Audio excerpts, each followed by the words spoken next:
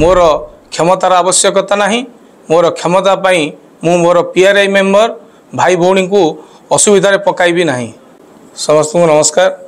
मु धर्मशाला पंचायत समिति अध्यक्ष पदरु आज इस्तीफा देइछि। जो माने मते दुई थर निर्वाचित करैथिले मु तांको धन्यवाद दउछि।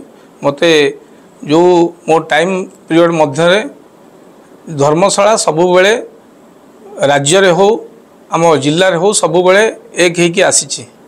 आजिका दिन रे आपण माने जानिथिबे पंचायत समिति भितर मध्य आम पीआरआई मेंबर सुरक्षित नाहंती। सरकार परिवर्तन परे धर्मशालार परिवर्तित परिस्थिति डेवलपमेंट तो दूर कथा पीआरआई माने मध्य ब्लॉक मध्य सुरक्षित नाहंती।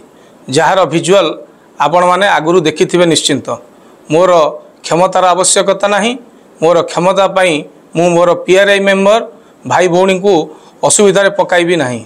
धर्मशाला रे एई बळी जे बळी गुंडाराज और लुटतराज चलीछि एवं सरकारी अधिकारी माने आखि बुझी देइछंती। सेति पई आज मो पदवीरु इस्तीफा देइछि।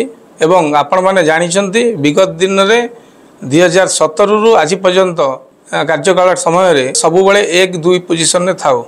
किंतु जेबे नुआ सरकार आसिला परठू वर्षे 4 मास बीतिलाणी किंतु वर्षे 4 मास भितरे कौनसी कार्यक्रम करि दिया जाऊ नाही।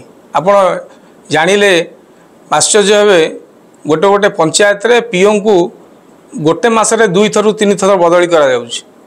जे माने पंचायत को जाऊ नाहंती आमे निर्देश देला परे कौनसी काम हो नाही। आजिका दिन रे जा होउछि आपण माने सोशल मीडिया माध्यम रे जानुथिबे जेउ बेले भाबे धमक दिया जाउछि।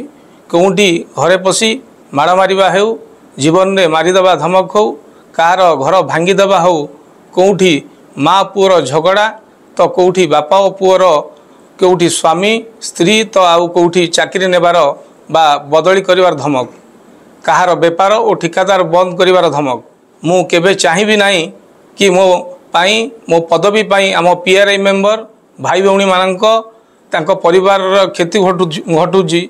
सेति पई मु आज मो अध्यक्ष पदरु इस्तीफा दउछि। विगत दिन रे जो भल पाइबा और सहयोग आपण माने देइछंती मु थिबा जाए मु निश्चिंत भाव में धर्मशालार जो 45 गोटी पंचायत अच्छी समस्त काम करी कार्य आगू धर्मशालावासी करी और लड़ाई जारी रखी। नमस्कार।